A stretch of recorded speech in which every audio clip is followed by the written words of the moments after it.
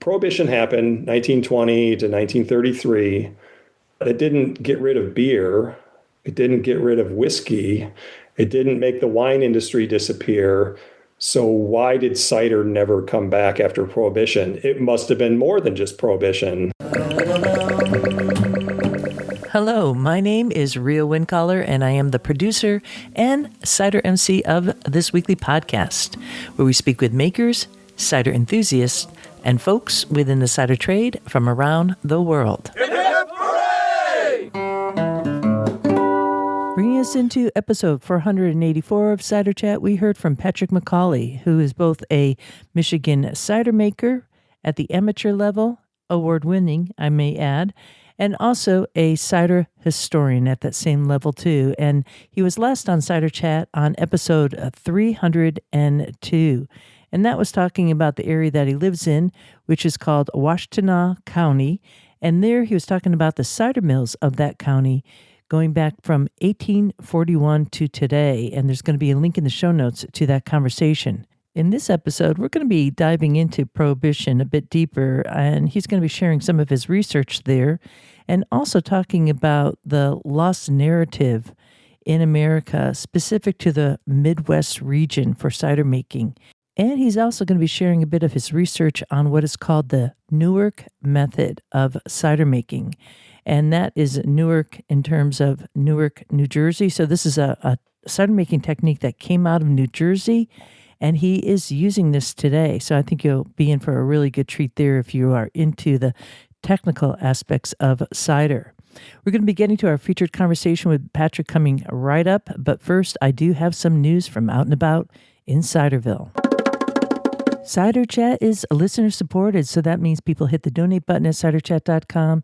And there is also a Cider Chat Patreon page, which is essentially a crowdfunding resource where folks who are listeners out there in Ciderville, like you, can contribute to this podcast so we could keep on rolling out these weekly episodes. And this letter comes in from Zachary Kaiser. And if you are familiar with that name, then you are in the know, because Zachary is one of the co-owners and cider makers at Salon Cider, which is based up in Winthrop, Maine. And he writes, "My career started around 2013, and at the time an industry friend shared some episodes of Cider Chat with me. I listened to some of the earliest episodes, including episodes with John Bunker, Ryan Burke, and Darlene Hayes." So, Zach, that was totally season 1 of Cider Chat. We're talking back in 2015, 2016. And he generally listens in the production room during bottling or in his truck on the way back from orchards. I love that idea. I'm going to be thinking about you as I'm talking right now. Drive safe in the snow up there. Anyways, a bit about his cider journey. His journey started at Millstone Cellars in Maryland, which eventually closed. Now, Millstone, if you are familiar, again, this is going way back, that was founded by Kurt Scheer, who is the father of the folks who founded Graf Cider in New York. So Kyle and his sister Sarah, I believe, and one other person are with Graf. So, it's a small world, Ciderville, but, we're all connected. Anyways, Millstone closed, but his love for cider never waned. And he has always been interested in lambic beers, natural wines, and cider's flavor profiles fit so well in both of those worlds. So now he's taken what he's learned there to create ciders at Salon Cidery. And his particularly favorite styles of cider would be the wild apple ciders from Maine, are very exciting. Oh, no doubt. Several makers find their favorite wild fruit that expresses the true terroir of certain areas of Maine. And in terms of topics in Cider Chat, he says, keep the interviews coming with cider makers from around the world. I love hearing from new cultures I don't have time to visit and immerse myself in, such as Chile, the Baltic cider, Nordic ciders, etc. Thanks, Zach, for becoming a patron of Cider Chat. And you too out there in Ciderville, if you get value from this podcast, go to the Cider Chat Patreon page or hit the donate button at ciderchat.com. Because I so enjoy Zach and all the folks out there in Ciderville who love those other cider maker conversations, I want to say a couple announcements here. One is, coming up in 2026, there is some amazing stuff. I just thought, okay, I've been doing this for 10 years. Can it get better? Well, you know what? It can. It just keeps on getting better. First of all, we have the upcoming UK Cider Tour. That's Blossom Time, April 27th through May 3rd. And if you want to experience Blossom Time like no other time before, you want to sign up for this tour because it's going to be pretty special. It's going to be an intimate group. I keep it small for the UK so that we could kind of move around in a way that is necessary for the roads that we're going on, the terrain, the travel, and going to some really, really cool sites. I mean, let's face it, we're going to be going to the most incredible cidery I have ever experienced in the world. And I think from my vantage point, you could say, yes, I have seen my share of cideries, probably more than the average Joe. And then on top of that, we're going to be hanging out at the Black Cat Cider Pub in Weston-super-Mare. That is something kind of like a baptismal of sorts. And then you could do the baptismal in the British Channel if you want to. There's a little swimming there. I mean, we're going to watch the sunset. That's a pretty wild experience. But then it's also Roger Wilkins, the Cider King, Somerset Cider Company, heading up to Herefordshire, hanging out with Albert Johnson, having dinner with him, going to Little Pomona and seeing James Forbes and the cidery that he has created there. Incredible, incredible stuff. And then heading over to Wales, hanging out at a castle, some surprise things that I have in mind too. So yeah, that is a tour. Check it out. Reservations are live at ciderchat.com. Before the UK Cider Tour, I am headed to the Hungarian Cider Salon in Hungary. You have heard her name many times on Cider Chat. That would be Antje Gergely of Ablaget, and she is producing a salon in Hungary. So before the Cider Tour to the UK, I am popping over to Hungary as a guest and to meet the makers and the folks attending and to report back to you, Ciderville. Now let's back up a little bit. Then coming right up in February is CiderCon 2026, kind of in my special spot of Ciderville in Rhode Island, in Providence, Rhode Island, which is such a fun city. That's just the first half of the year. I haven't gotten into the fall yet, which is going to be the French Cider Tour coming up in September. And if you want to check out that itinerary, again, go to ciderchat.com, go to Totally Cider Tours, and you'll see right there reservations for the French Cider Tour are going live on January 4th. First to the wait list, and then slowly will go out to the general public. And I hope there's going to be spaces for everyone. Good stuff happening, so much ahead. I'll be talking about all these in the coming weeks. So once again, follow, subscribe to Cider Chat, and check out the YouTube channel too. We have some good stuff everywhere just for you. Walking through the orchards. It's time now for our featured presentation with Patrick McCauley. The last time he was on Cider Chat was back in Season 7 in 2022. So we're going to start with, what now is Patrick up to? Making this a very fine time to grab a glass and join this chat. Besides the research, which we'll get into, I've just been making a lot of cider. It seems like every year it kind of gets bigger and bigger and takes up a bigger part of my barn and my basement. I need a bigger cider room. So yeah, I probably just keep making it for myself and for my friends. And then, I mean, when my 200 plus apple and pear trees come into full bearing, maybe I'll just sell those apples or something like that. I'm not 100% sure what the plan is. With the orchard, things got a little carried away too. So someday there's going to be more apples and pears than I know what to do with. But I got a lot of friends in the cider making community, so hopefully they'll come take them off my hands for me.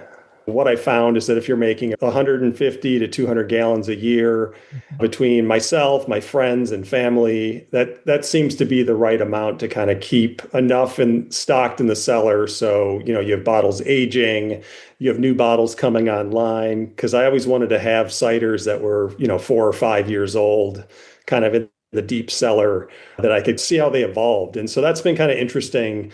Not all cider gets better with time. That's one thing I found, is that some of it's really good right at the beginning, right after you bottle it. Mm-hmm. Other stuff takes a few years to kind of mature and mellow out, or some of those funky notes kind of equalize over time and, take the back seat maybe to some of the other flavors. Mm-hmm. And that's kind of been the fun part of it, of having a big selection to draw from in the cellars. You can kind of see how, oh, that one's evolving nicely after 2 years in the bottle, or oh, that one now tastes like Band-Aid and burnt rubber, or really dank barnyard. Love all And those overtures in the cider. I love like think barnyard for me.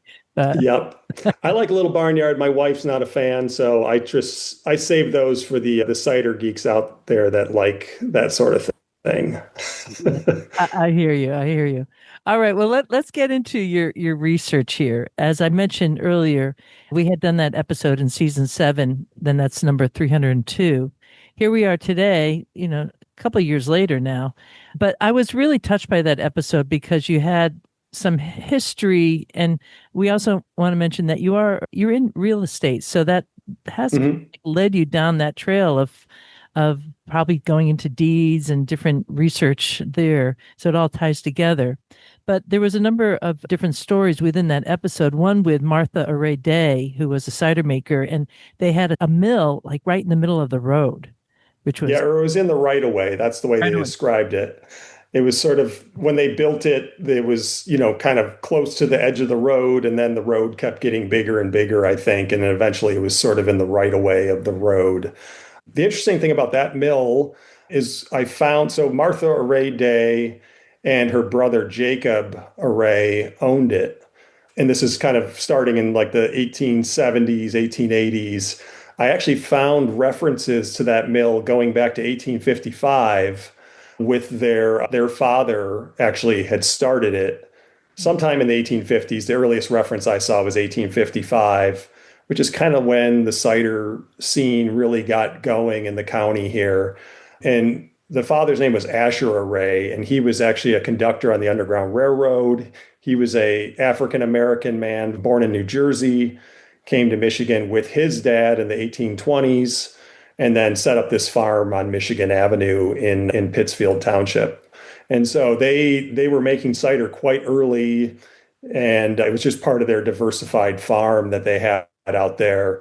And they were also helping, Michigan and this Southeast Michigan were a big stop on the Underground Railroad, and they were conducting people on the final leg from their escape from the South, the self-emancipated slaves. This was the final leg, and Detroit was the main crossing into Canada. I think there was like over 100,000 escaped slaves that went through Detroit. And being so close to Detroit, they were kind of like the final stop, and they carried everyone over, which is a cool side note on their cider business and what they were doing out there in the 1850s. Yeah, I mean that's really the only research I have heard surrounding cider and the makers of cider, which were predominantly African Americans that were enslaved with different four founding fathers that we have here in the US. But we don't really have a lot of research or even a footnote of their, well, I don't want to say engagement, but how they were moving that forward for us now generations later. Yeah, and I think there's a perception that it was just white people that were drinking cider. I don't know if that's accurate or not, but that's my perception of, kind of the way history was written. But really everyone was drinking and making cider, especially if you lived in an apple growing region. There were a lot of African American farmers around here, and they were all making cider. I find lots of references in the papers during Prohibition, African Americans, Italian Americans, all getting caught, drunk, drinking cider and getting, ticketed. And then obviously when you get into the South, Thomas Jefferson was not making his own cider. He had his enslaved people making it for him. That history's been written about a little bit, but so many of those people are just lost to time. And I know that, the enslaved people that were living on Jefferson's plantation, there's been more written about them just because he was a famous person and people have gone through all of his archives and his records. But there's so many unnamed and unknown people out there that were making it, forced to make it probably, or at least a lot of them were. Mhm. But I imagine, if you were, living in farm country, no matter what race you were probably drinking cider just because that was the beverage of the rural areas. Yeah, it was doable for the average person to make and still is. So, Mhm. in your more current research, since we last talked about this, You are looking at the history of cider, not specifically in just one region, but its impact overall in the US and how that's kind of peaking and ebbing and what is myth and what is reality. So, can you kind of catch us up on some of the data that you're finding and maybe some of the theories that are coming out of there? Or maybe they're not theories, maybe they're actually facts. When I first started doing the research on where I live here in Washtenaw County, Michigan, I noticed a few discrepancies with the national cider story that often gets told. And not to paint too broad of a brushstroke, but I think the general brushstroke is that, cider was the biggest drink during the colonial era and into the early 1800s. But then with the Prohibition movement and starting in the 1830s, 40s, 50s, cider really started to wane. And then, basically by the time we get into the early 1900s, 1920 with Prohibition, it was pretty much done for. Mhm. And so when I started researching the history of Washtenaw County here and the cider being made here, the dates just didn't line up. Nobody was even making cider here in the 1830s, or very little was made. Detroit, they were making cider in the 1700s, but no white people lived in Washtenaw County until basically the 1810s and 20s. Really, the 1820s and 30s was the boom time when everyone started moving here from the East. And so when you get into the 1880s, that seemed to be the boom time here in the county. And that's not really what the general cider stories tell. I had expected there to be, cider wasn't really made here in the late 19th century because supposedly that's when it sort of started to wane in America.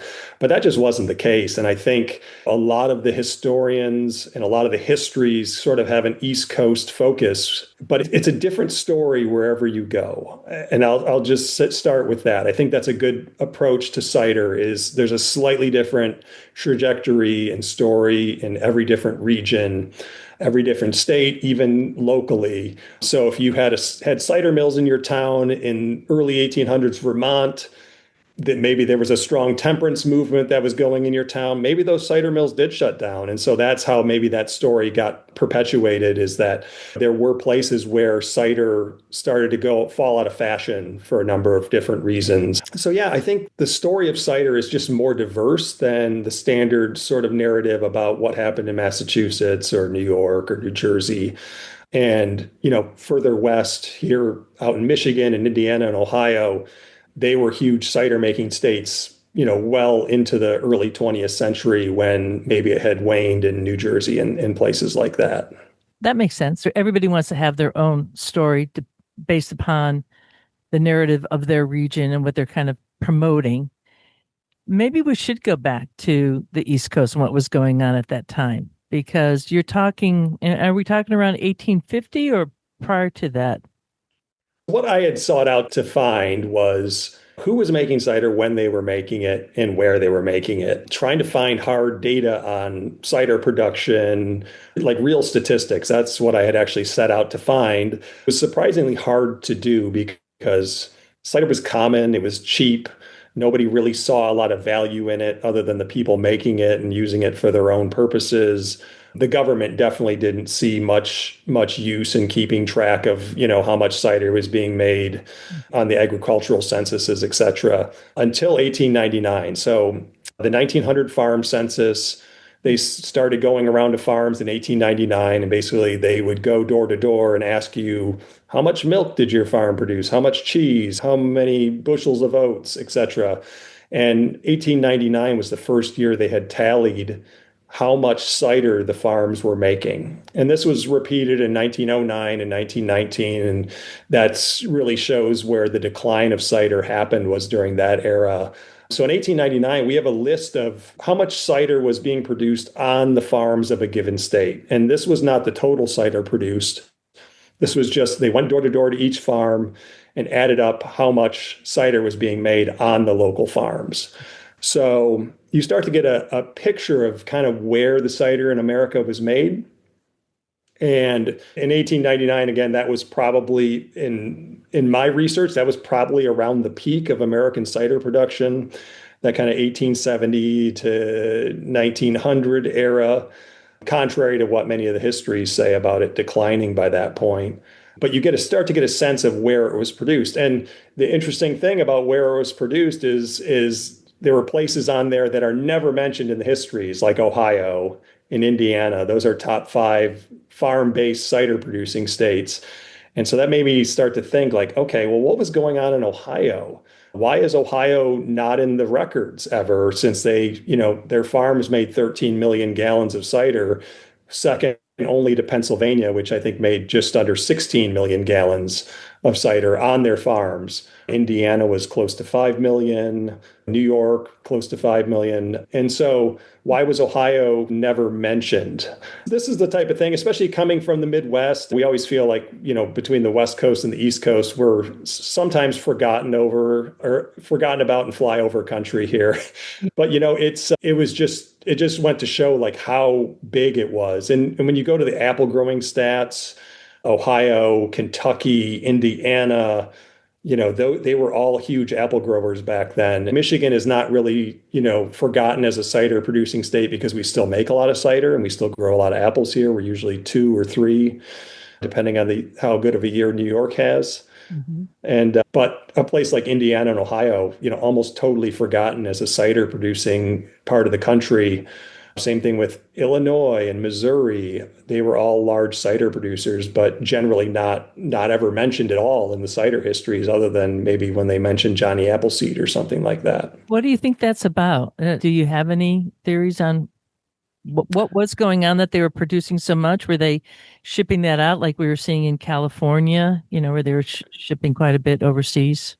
I have a couple theories here. Number one, it's been forgotten for the most part just because they're not big apple growers today.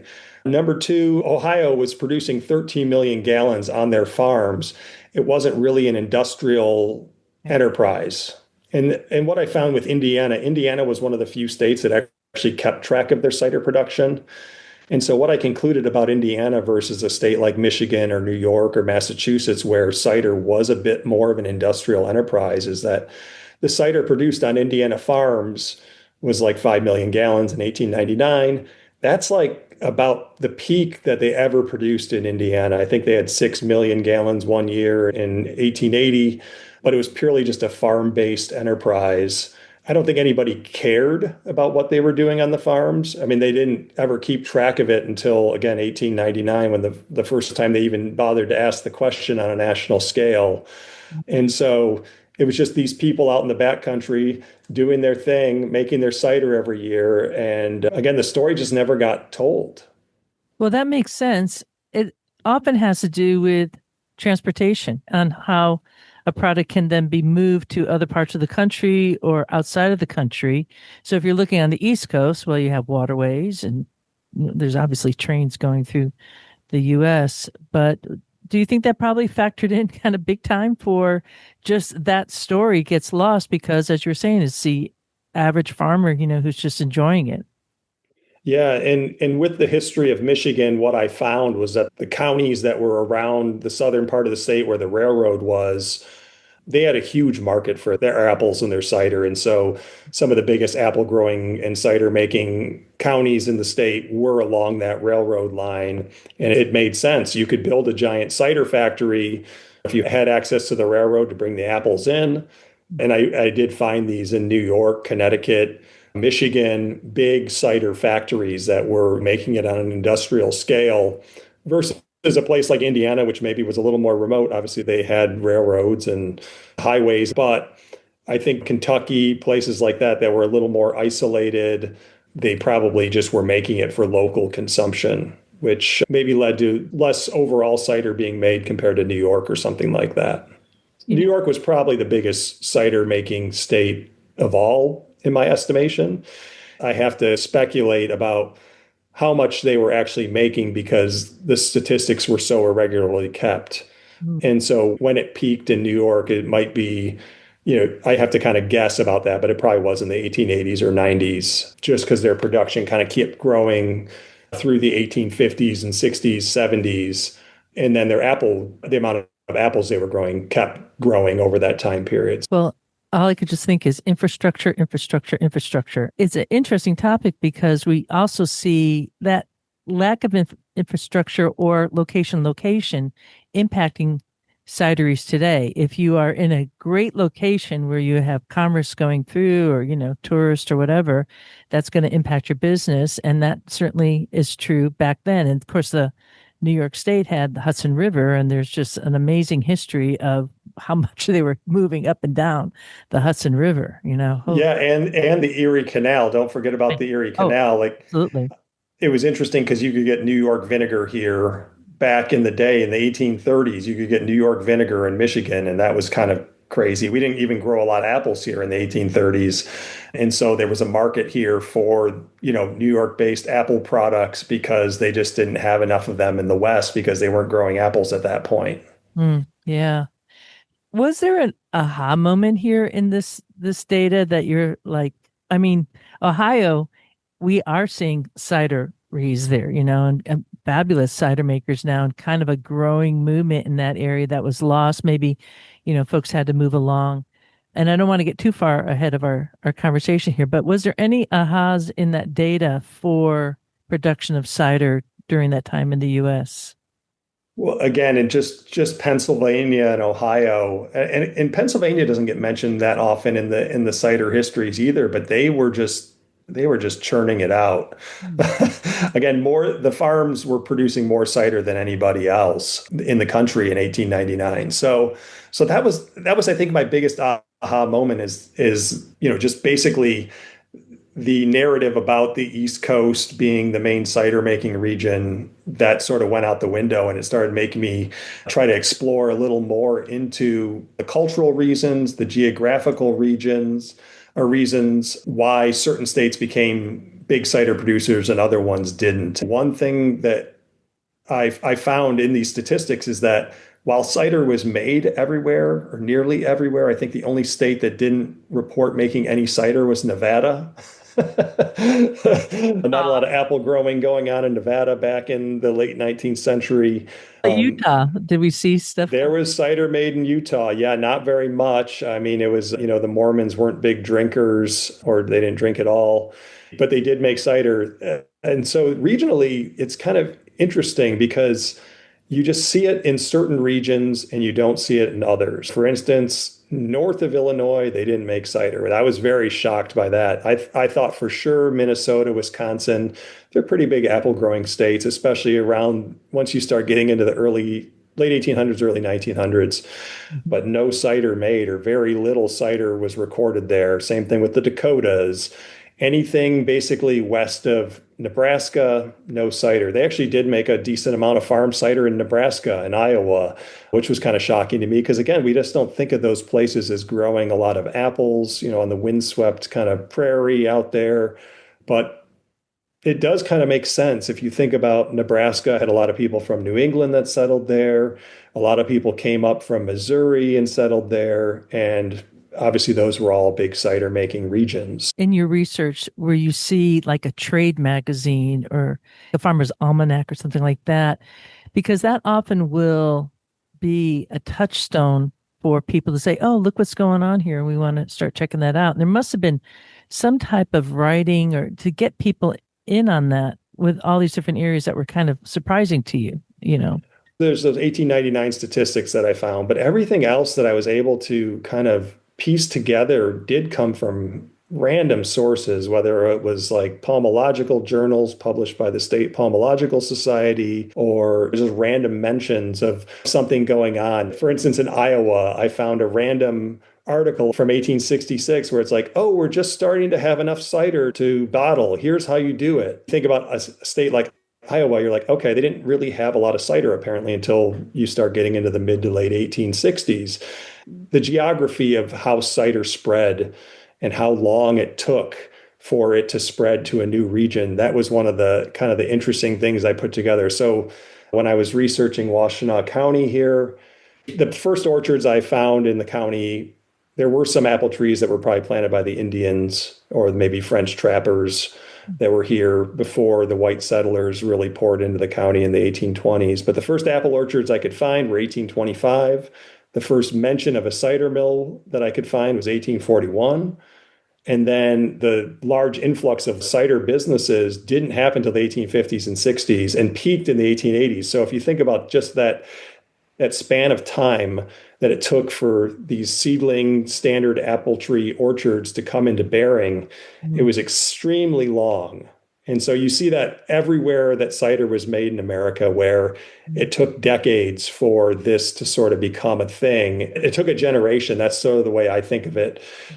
When a new area was settled by white people, they started planting apple trees. It wasn't till the second generation that they were really making large amounts of cider. So you may have arrived in Indiana as a cider drinker in 1815 or whatever. You weren't drinking it. Your kids were the ones drinking it, Wasn't probably, any. not you. Yeah, there wasn't any. Exactly. It takes time to get those apples, and you can't go just to the grocery store and get them that same way. I'm hearing from you like 1899, 1899. So we're looking at as the peak. And there is this story that it was all about prohibition. That was like the downfall of cider. And I have a feeling that you have a theory on that. And we also know that the Germans came in and there was the Industrial Revolution and we had the German immigrants and they're coming in and they're brewing beer. And that was kind of a potential factor into it. What did you specifically find in your research around that? Prohibition gets a lot of credit for the downfall of cider, and I'm sure around the edges it did make a difference. Like I said, especially in places, if you had some village in New England where there were a lot of prohibitionists, maybe, you felt the pressure to close your cider mill. And then there were also prohibition laws that were passed, the Maine law being the famous one, the Maine law from 1851. It was one of the first states to ban alcohol. But as far as I can tell, I mean, even these local laws, national prohibition, you think about 1920, the Volstead Act did not actually ban cider. Prohibition happened 1920 to 1933. It didn't get rid of beer. It didn't get rid of whiskey. It didn't make the wine industry disappear. So why did cider never come back after Prohibition? It must have been more than just Prohibition. And so that's what I started trying to investigate. And the census numbers from 1899, 1909, and 1919 sort of paint that picture of when cider really started to decline. And basically, that era between 1899 and 1909, there's about a 30% drop in how much cider was being produced on farms. But then the 1909 to 1919, even before national prohibition, there was a massive drop off in the amount of farm cider that was produced. So you can't quite blame national prohibition for that. And so what was going on? There were local prohibition laws, like I mentioned, that may have had some effect around the edges of where cider was produced, how much people were drinking. But really, I think the main thing were the demographic changes that were happening in America. Now, part of that could be immigrants, and we can talk about that. But I think the main change that happened was the world that cider sort of lived in disappeared. Yeah. And if you think about, growing up, on a farm in Indiana during the 1870s, you were sort of semi-isolated. You probably made most of the things you ate and drank on your farm. I mean, there was trade, obviously, and markets that you could buy things at. But, most of what you ate came from your farm. And so once people moved to the cities, that was sort of the end of smoking your own hams, making your own cheese, slaughtering your own animals, making your own cider. And so one of the interesting things that I think is, if you just think about pure demographics, in 1800, 10% of Americans lived in the city.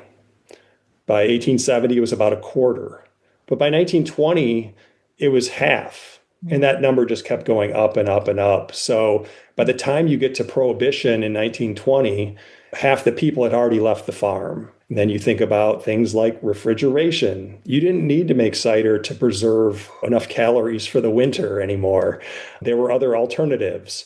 Beer production, I think, was one of the factors, the opening up of the Midwest and how that just changed farming.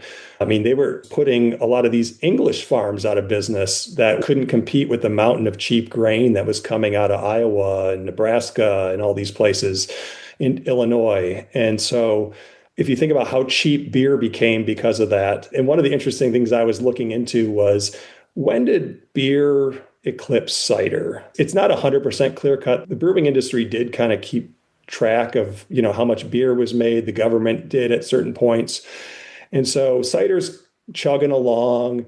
It continues to grow into the late 1800s.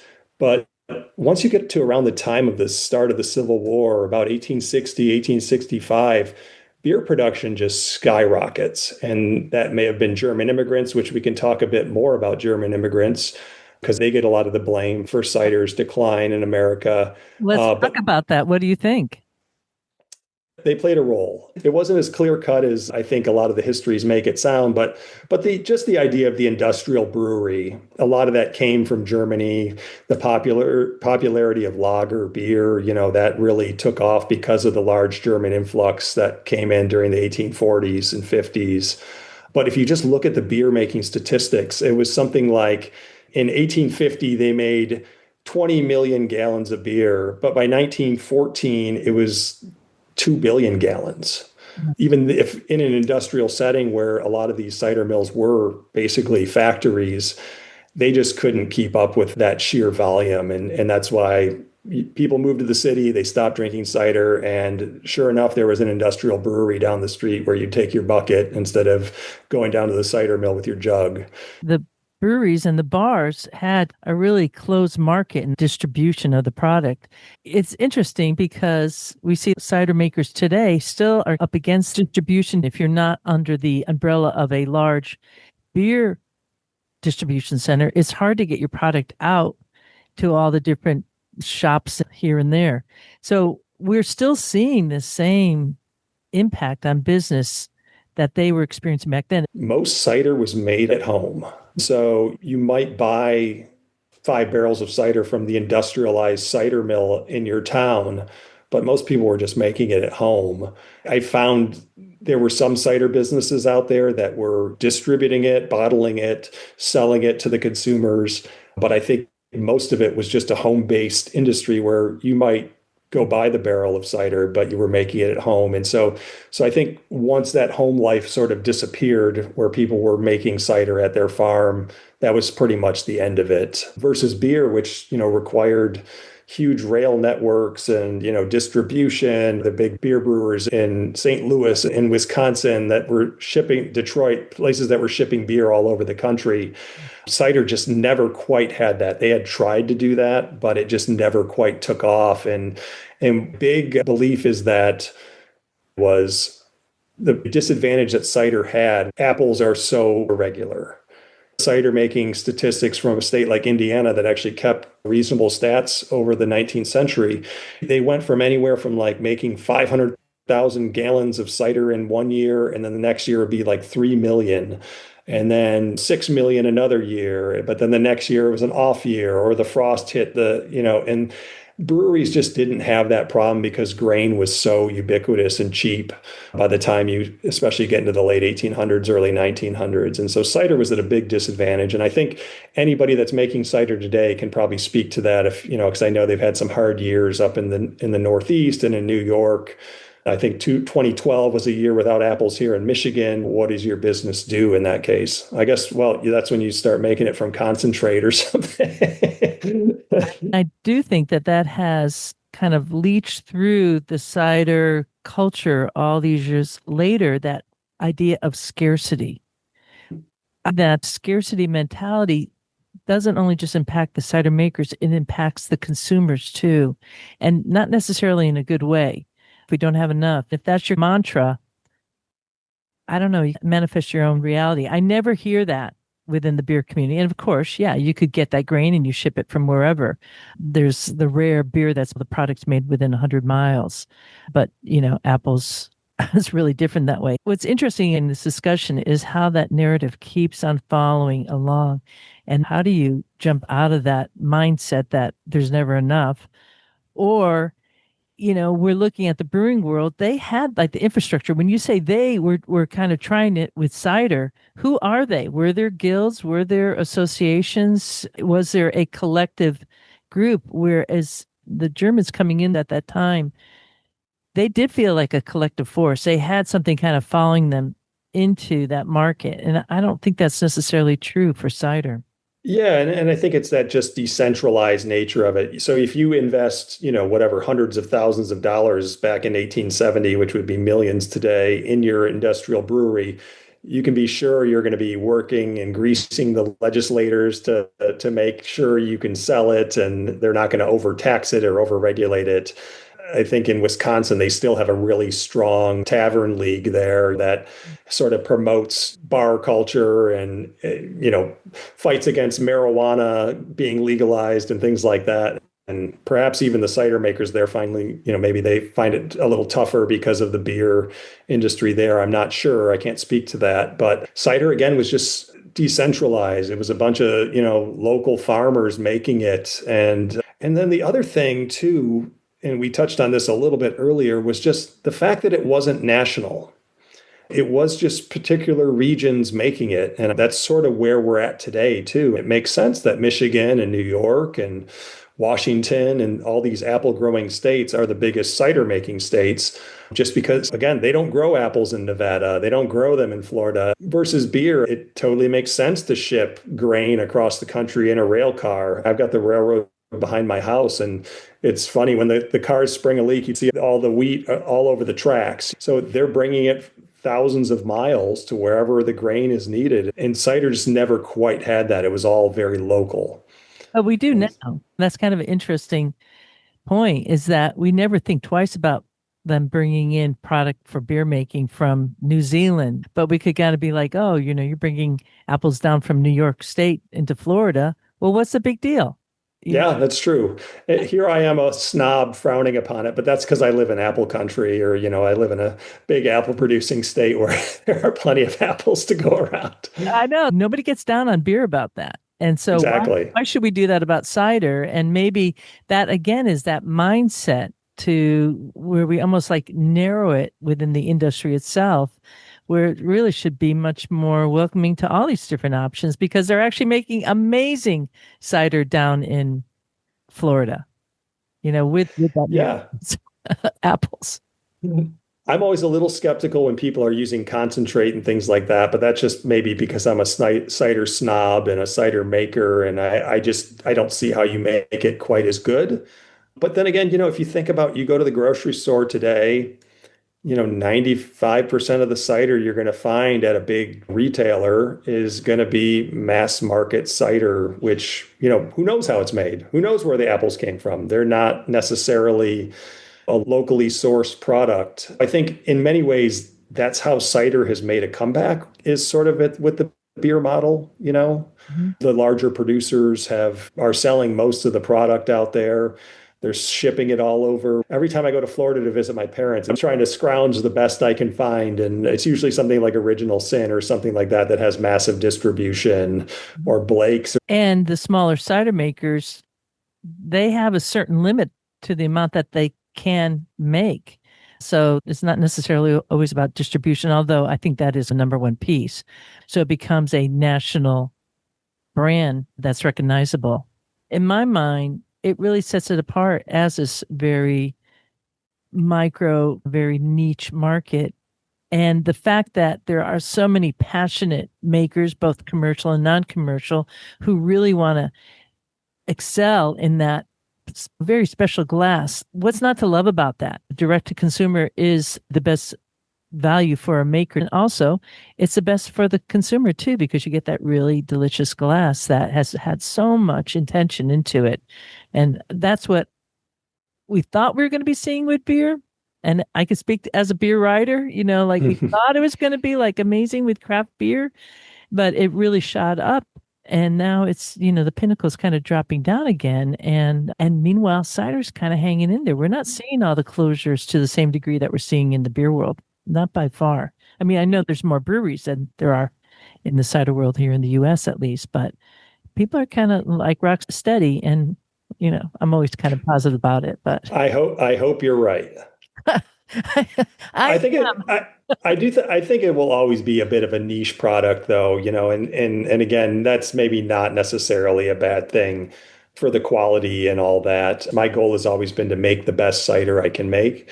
And it's amazing how many people will taste it and they'll be like, oh, wow, this doesn't taste like anything I've ever had before, because they just have not had Well, I hate to say it, real cider or traditionally made cider that's not fermented in 2 weeks and force carbonated and all that business out of concentrate and all that. I think the more people that are doing that and opening people's eyes to how good it can be when made with a craft intention, even if it is made at a big scale, I think that that is going to expand people's horizons on what it can be as a beverage. You're exactly right. I feel the future is actually very bright for cider, and specifically because we have a market that's always saying, what's new, what's new? And what's new is that we have quality cider out there that folks have never tasted before. And so it's really igniting a level of excitement in the market that I think is good. And also, it's kind of pushing up against where, cider was pushing up against beer coming in, at the timeline that you were talking about earlier. Well, now we do see the cannabis market really hitting not just cider, but the drinks category overall. Hmm. So it's a very interesting place we are historically. And I want to say to any cider maker out there listening right now, keep on moving forward because look, if you have a good product, and this isn't necessarily true with the beer world because they really started kind of meshing it and all these like different products, and I think the quality was impacted. But good Hmm. quality product, you just can't deny it. And so somebody like yourself making that product, you have the advantage because you aren't selling it, right? Yes, and you can take as long as you want. Right, right. But The we lights, the lights are not kept on by whether my cider is done by March.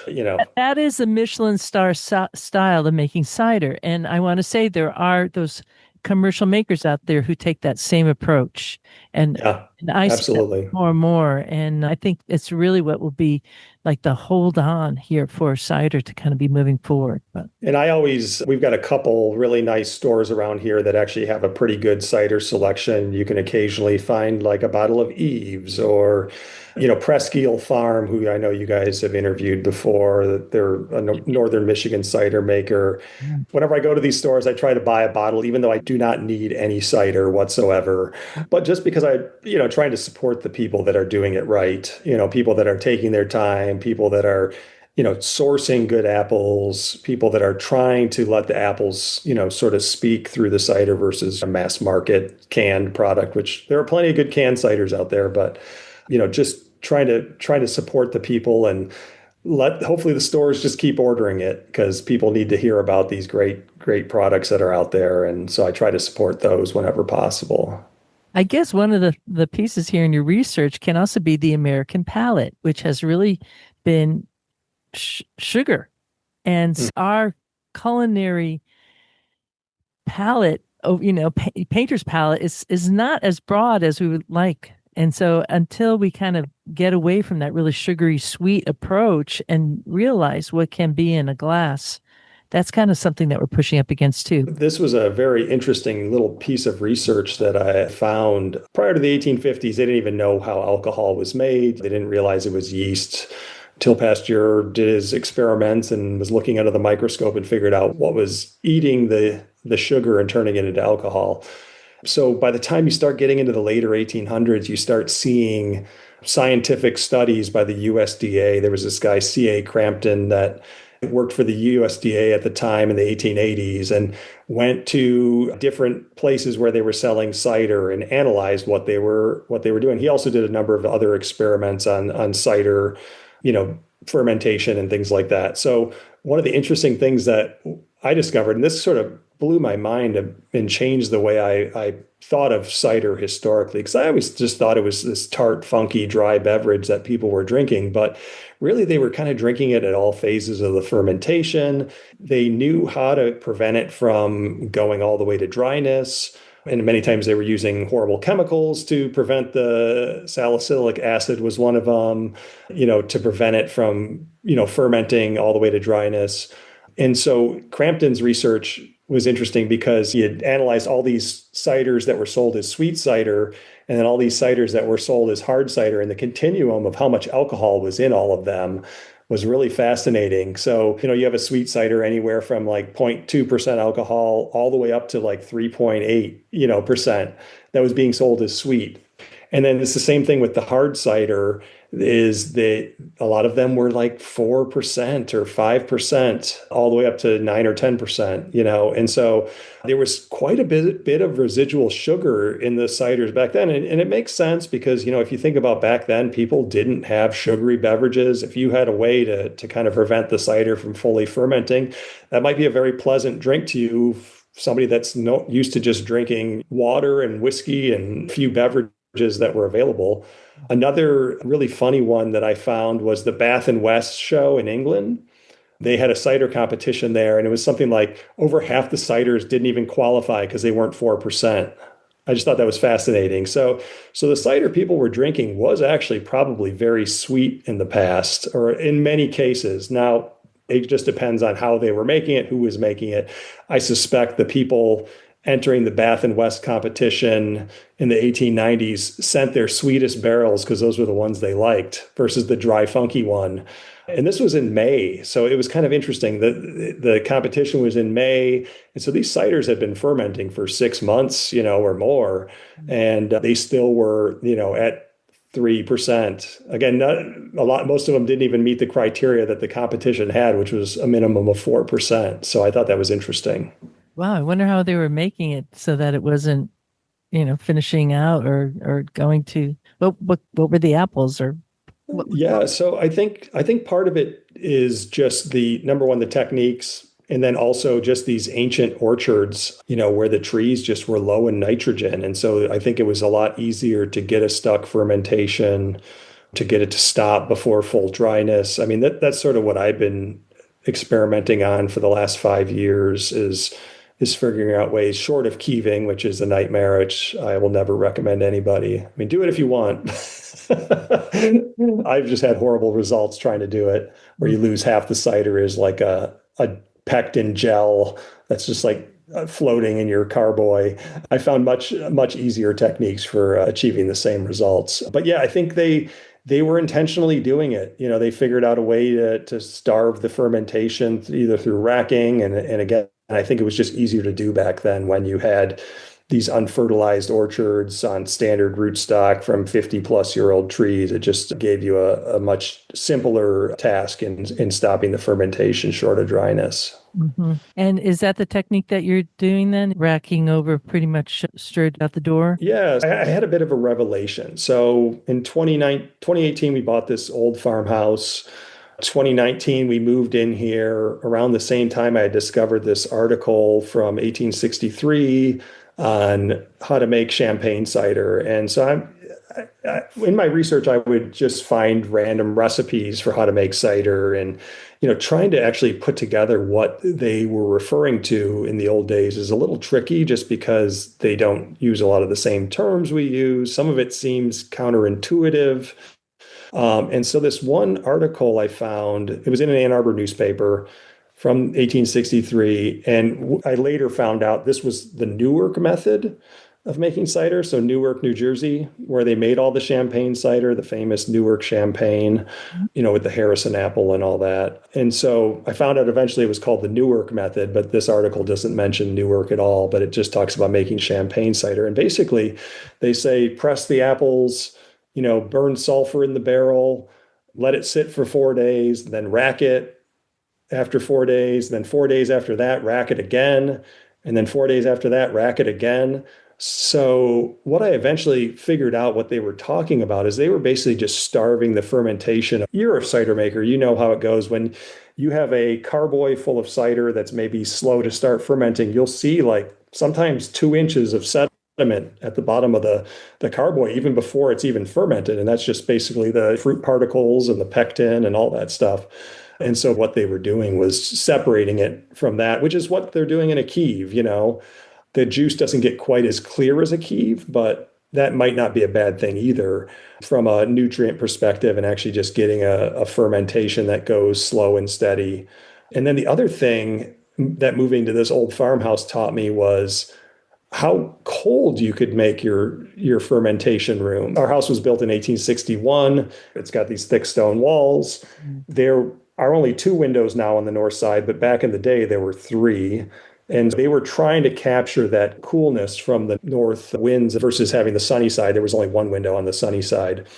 And what I did is isolated my cider room. I insulated the floor, basically the floor joists. And so now I can kind of treat it like it's an old cellar that's unheated. I insulated all the ductwork because there's heat red ducts going through the room. And so I insulated those so they weren't heating the room anymore. And if you think about what a house was like before central heating, your basement was very cold all winter long. And so the cold temperatures, the starving the yeast in the fermentation, removing some of that sediment, you can get a very slow cold fermentation, stop it short of dryness a lot of the times and get that sort of keeved effect without necessarily keeving it. And that sort of revolutionized how I've made cider because I just keep it cold and slow all winter long. And even if you're going to full dryness, it's a significantly better product than something that just explodes in fermentation and is dry. I mean, I was getting ciders that were dry in 2 weeks, and you're like, what the heck? I thought this was. When I read Claude Jolicoeur's book, he's talking about these fermentations that go on from September to September. And like, that's not my experience, but I think he's keeving his ciders. I think he keeves pretty much everything. Learning these historic techniques has kind of opened my eyes to different ways of making cider that maybe the books don't even talk about. That early racking, for instance, nobody mentions that early racking, but if you're racking the cider before the fermentation kicks off, you're robbing that fermentation of a lot of the juice that keeps it going, the nutrients and things like that. And frankly, probably reducing the yeast load also. Are you now kind of focused on having a lower ABV cider? Is that one of your goals in doing this, or? No, not really. I mean, I prefer a drier cider. Like I make some sweet ciders because people like that. I make more cider than I can drink, so I need to make stuff that other people like to drink. I just like making it. Mhm. So I make some naturally sweet ciders, and people like that. And they're more like medium, I guess you would say. Yeah. When you look at the specific gravity, they're probably stopping at like 1010 or something like that. So they're more in the medium range. Yeah. But it's nice to be able to reserve a little tiny bit of sugar, especially because, we're in Michigan here. This is like the acid state. Our apples tend to be pretty acidic with just the way they grow. They also tend to be very high in alcohol. It's pretty easy to get 8 or 9% on most cider batches.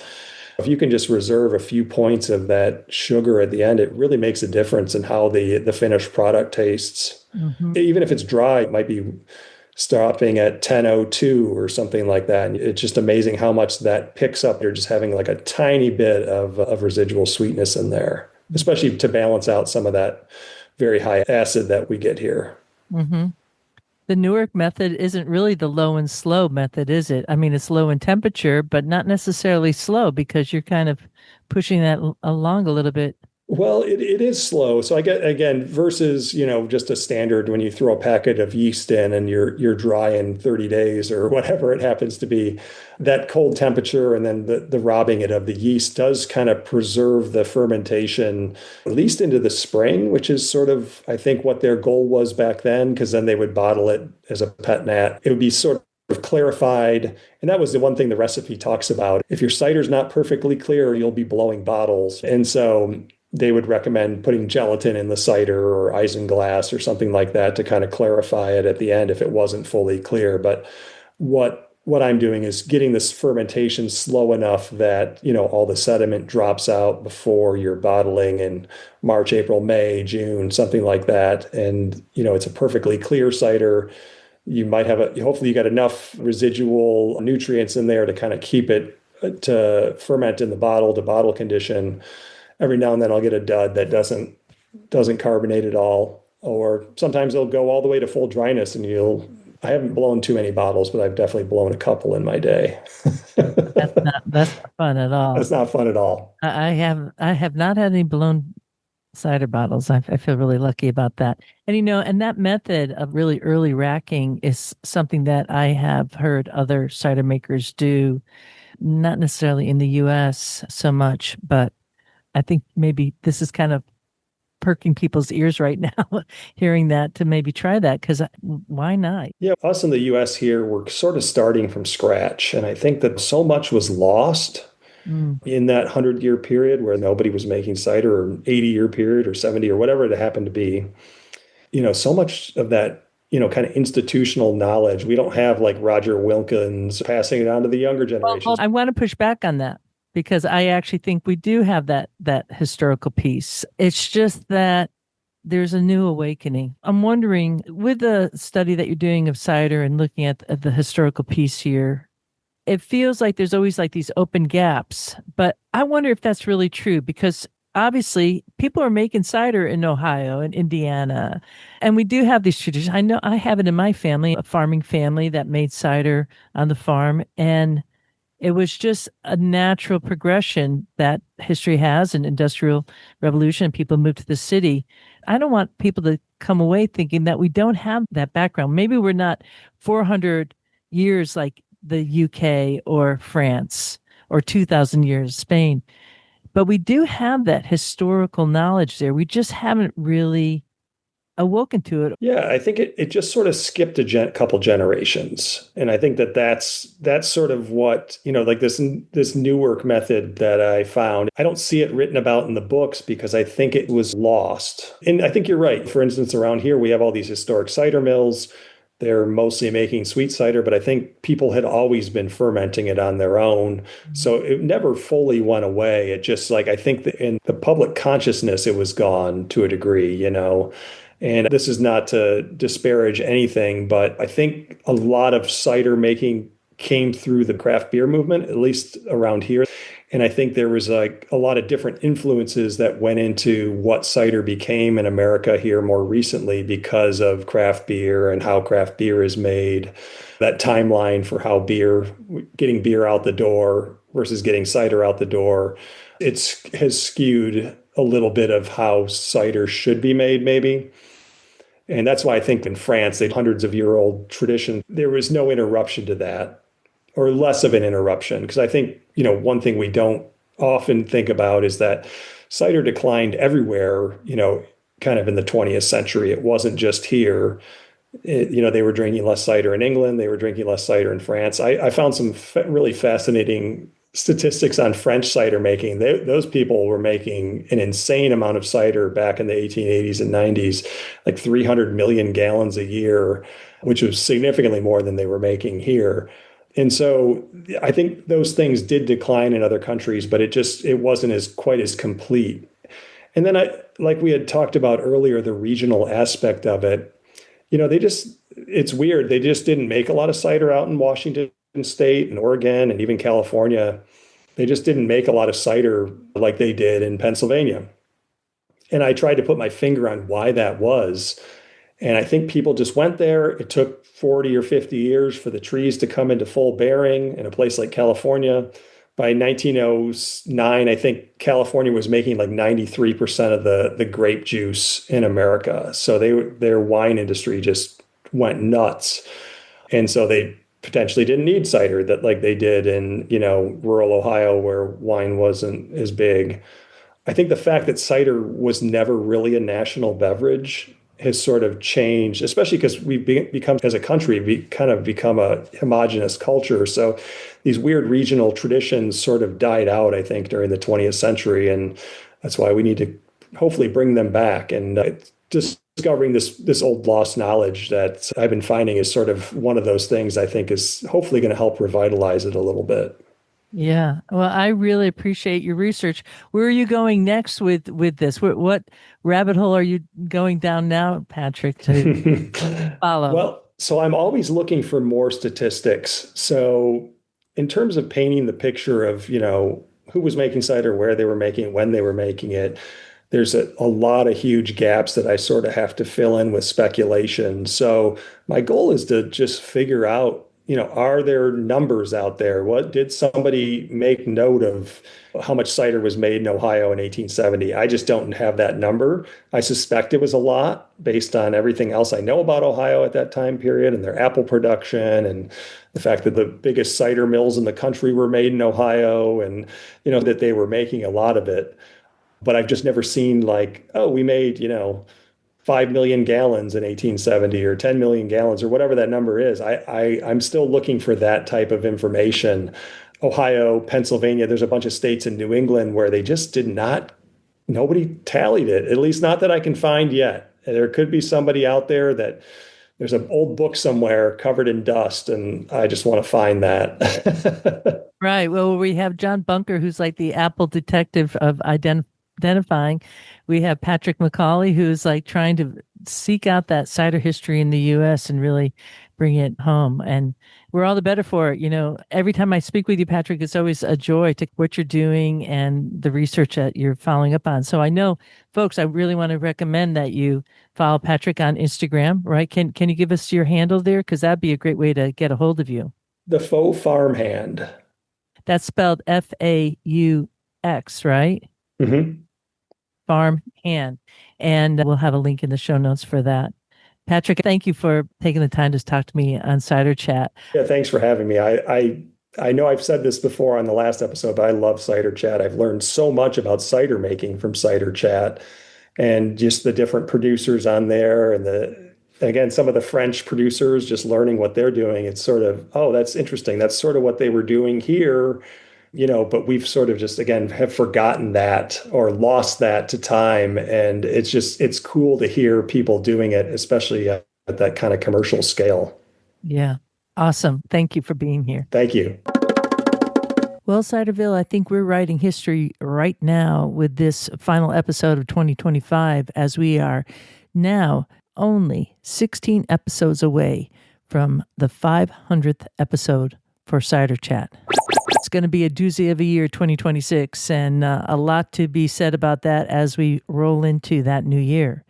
And as we close out 2025, I want to take this opportunity to say thank you. Thank you to our patrons. Your support quite literally keeps the mic on. And to the listeners near, far, and across Ciderville, thank you for showing up episode after episode. And to everyone who took the time to write a note, send a message, heart something that was posted on one of the Cider Chat social media channels, or stopped me to say hello, those moments matter more than you know. It means a lot. Roger that. I think we also want to make a reminder to listen to our performance in last week's episode. Yes, that's right. The winter party for Talking Palms. The grand winter party, Mr. Quince. Don't let it out that it was so grand. Otherwise, well, we'll have to build an addition to the cider house to keep all the palms in. Oh, I think there's always more room for more palms, don't you? And maybe the cider house needs an addition. Shall we move on, Ria? Here's to good cider, good stories, and what's ahead. See you in the new year. See you then. And with that, we leave you here. This is Real Wind Caller and the Talking Palms. Hello. Looking forward to seeing you in Ciderville. We like cider. We like palms. We love orchards and having fun. There is a reason. There is a reason why we do it like this. Oh yes, there is. There is a reason why we do it like this. Oh yes, there is. There is a reason why we drink it like this. Oh yes, there is. There is a reason. We like walking through the orchards, dancing in the streets, smelling all the blossoms, kicking up our feet. We like cider. We like palms. We like orchards, having some fun. There is a reason. There is a reason why we do it like this. Oh yes, there is. There is a reason why we do it like this. Oh yes, there is. There is a reason why we drink it like this. Oh yes, there is. There is a reason. We like walking through the orchards, dancing in the streets, smelling all the blossoms, kicking up our feet. Oh yeah. We like cider. Oh yes, we do. We like palms. Oh yes, we do. We love orchards, having some fun. There is a reason. There is a reason why we do it like this. Ba-da-da-dum. There is a reason why we do it like this. Ba-da-da-dum. There is a reason why we drink it like this. Ba-da-da-dum. Ba-da-da-dum. We like walking down the orchards, dancing in the streets, smelling all the blossoms, kicking up our feet. Oh yeah. We like cider. Ba-da-da-dum. We like palms. Oh, yes, we do. We like orchards, having some fun.